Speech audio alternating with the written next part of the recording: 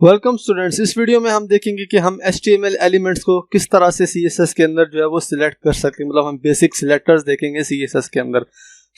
Mainly हम 3 तरीकों के जरिए जो है वो सिलेक्ट कर सकते हैं HTML के जो एलिमेंट्स होते हैं उनको CSS के अंदर। पहला तरीका है कि हम उनको जो टैग का नाम होता है उनके जरिए जो है वो इनको सिलेक्ट कर लें। दूसरा तरीका वो है कि हम जो एलिमेंट है HTML का जो टैग है उसको जो है वो हम कोई क्लास दे दें और फिर उस क्लास से हम जो है वो उसको सिलेक्ट कर लें CSS के अंदर। इसके बाद जो तीसरा तरीका है कि वो हम जो है HTML का जो टैग है उसको कोई ID दे दें और फिर उस ID के ज़रिए जो है वो हम उसको सिलेक्ट जो है वो कर सके। तो अभी हम विजुअल स्टूडियो कोड में चलते हैं और वहाँ पे हम जो है वो कोड के ज़रिए तीनों को जो है वो समझते हैं।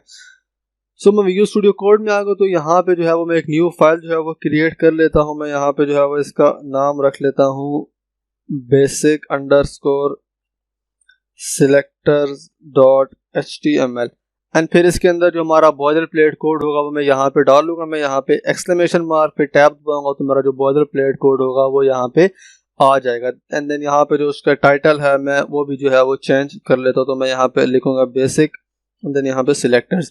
अब यहाँ पे जो है वो हम बॉडी के अंदर आ जाते हैं तो यहाँ पे हम कोई HTML के जो है वो डिफरेंट टैग्स यहाँ पे जो है वो बना देते हैं। मैं यहाँ पे फॉर एग्जांपल मैं यहाँ पे जो है वो एक H1 टैग जो है वो बना देता हूँ सबसे पहले। एंड देन यहाँ पे जो है वो मैं इसके अंदर कोई भी टेक्स्ट जो है वो मैं लिख देता हूँ। तो मैं यहाँ पे लिख लेता हूँ hello and then world, hello world मैं यहाँ पे जो है वो इसके अंदर लिख लेता हूँ। इसी तरह मैं नीचे जाता हूँ तो मैं यहाँ पे एक जो है वो P टैग बना देता हूँ। तो मैं यहाँ पे जो है वो एक P टैग बनाऊंगा एंड देन यहाँ पे जो है वो मैं इसको क्लास अप्लाई करना चाहता हूँ। तो मैं यहाँ पे जो है वो एमिट का जो है वो यहाँ पे यूज़ हो रहा है VS स्टूडियो कोड के अंदर। तो मैं यहाँ पे लिखूंगा डॉट एंड देन उसके बाद जो भी मैंने क्लास का नाम रखना है तो मैं वो लिखूंगा तो यहाँ पे जो है वो क्लास जो है वो असाइन हो जाएगी इसको। तो मैं यहाँ पे जो है वो इसको कोई भी जो है वो मैं क्लास जो है वो अप्लाई कर देता हूँ। मैं यहाँ पे इसको जो है वो पैरा की जो क्लास है वो मैं इसको जो है वो दे देता हूँ। मैं यहाँ पे टैब दूंगा तो यहाँ पे आप देख सकते हैं कि यहाँ पे इस P टैग को यहाँ पे जो है वो एक क्लास जो है वो मिल गई है। अभी जो है वो इसके अंदर जो है वो हम कोई डमी टेक्स्ट जो है वो लिख सकते। तो मैं यहाँ पे लोरम 20 लिखूंगा तो यहाँ पे जो डमी टेक्स्ट होगा वो यहाँ पे आ जाएगा। तो मैं यहाँ पे जो है उस तरह मैंने जो है वो लिख लिया है।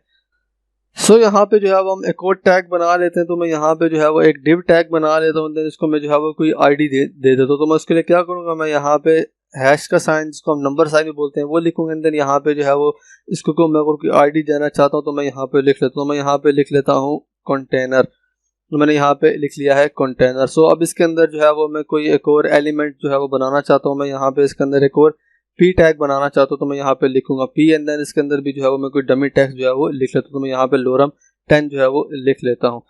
मैं यहाँ पे जो है वो मैं इन पेज स्टाइल का जो है वो यूज़ करूँगा। मैंने आपको पिछली वीडियो में बताया था कि अगर मैं यहाँ पे एक्सटर्नल स्टाइल शीट का यूज़ कर रहा हूँ तो मैंने यहाँ पे जो है वो बहुत सारी फाइल्स जो है वो बन जाएंगी। तो मैं यहाँ पे जो है वो टाइटल के नीचे आ जाता हूँ। देन यहाँ पे जो है वो मैं इन पेज स्टाइल का जो टैग है मैं यहाँ पे जो है वो डिफाइन कर देता हूँ।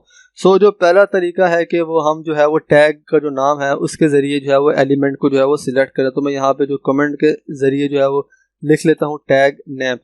मैं चाहता हूँ कि जो H1 है इसको मैं सिलेक्ट करना चाहता हूँ। तो मैं यहाँ पे क्या करूँगा, मैं लिखूँगा H1 एंड देन इसके ऊपर मैं कोई प्रॉपर्टी अप्लाई करना चाहता हूँ तो मैं वो यहाँ पे जो है वो इसके ऊपर जो है वो अप्लाई करूँगा। फॉर एग्जांपल इसको मैं जो है वो कलर ही अप्लाई करना चाहता हूँ। कलर की जो डिफरेंट तरीके होते हैं अप्लाई करने के वो हम नेक्स्ट वीडियो में जो है वो देखेंगे।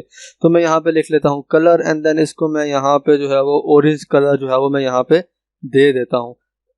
अभी मैं इसको लाइव सर्वर के जरिए जो है मैं ओपन कर लेता हूं। तो यहाँ पे आप देख सकते हैं कि हमारा जो H1 था इसको यहाँ पे जो है वो ऑरेंज कलर जो है वो यहाँ पे इसके ऊपर जो है वो अप्लाई हो गया। तो मैं यहाँ पे जो है वो इसको साइड बाय साइड जो है उन दोनों को ओपन कर लेता हूँ ताकि हमें दोबारा से जो ब्राउज़र है वो खोलना ना पड़े। तो मैं ये ब्राउज़र जो है वो इसको थोड़ा छोटा जो है वो कर लेता हूँ एंड देन यहाँ पे जो है वो मैं यहाँ पे इसको भी जो साइड बार है इसको भी जो है वो बंद कर देता हूँ। पहला तरीका हमने देखा कि हम टैग के जो नाम है उसके ज़रिए जो है वो सिलेक्ट कर सकते हैं। तो दूसरा तरीका है वो है क्लास के ज़रिए। तो मैं यहाँ पे जो है वो लिख लेता हूँ बाय क्लास नेम। तो दूसरा तरीका है कि हम क्लास के नाम के ज़रिए जो है वो सिलेक्ट करें। तो मैंने यहाँ पे जो P टैग है इसको मैंने ये वाली क्लास दी है तो मैं यहाँ पे जो है वो इसको कॉपी कर लेता हूँ। अगर हमने क्लास के ज़रिए सिलेक्ट करना है तो यहाँ पे सबसे पहले जो है वो हम डॉट का यूज़ करेंगे एंड देन उसके बाद यहाँ पे जो क्लास का नाम होगा वो लिखेंगे। अगर हम यहाँ पे डॉट नहीं लिखते तो यहाँ पे आप देख सकते हैं कि ये जो है वो सिलेक्ट नहीं होगा। तो मैं यहाँ पे जो है वो डॉट लगाऊंगा तो यहाँ पे आप देख सकते हैं कि कलर जो है वो चेंज होगा। मतलब यहाँ पे ये इसको पता चल जाएगा कि हाँ भाई ये जो है ये क्लास का जो है वो नाम है। अभी यहाँ पे जो है वो मैं ब्रैकेट्स लगा लूँगा, एंड देन यहाँ पे इसके ऊपर भी जो है वो मैं कोई कलर अप्लाई करना चाहता हूँ, तो मैं यहाँ पे जो है वो इसको यहाँ कलर से यहाँ पे कॉपी कर लेता हूँ, एंड देन यहाँ पे जो है वो मैं इसका जो कलर है वो मैं कर देता हूँ, मैं इसको जो है वो रेड कलर जो है वो दे देता हूँ। तो मैं यहाँ पे जो है उसको सेव करूँगा, तो यहाँ पे आप देख सकते हैं कि यहाँ पे जो इसका कलर है वो चेंज होगा। तो दूसरा तरीका हमने देखा कि हम क्लास के ज़रिए भी जो है वो सिलेक्ट कर सकते हैं। सो इसी तरह हमने यहाँ पे जो है वो एक कंटेनर जो है वो बनाया है, तो इसकी जो है वो हमने इसको जो है वो आईडी दी है।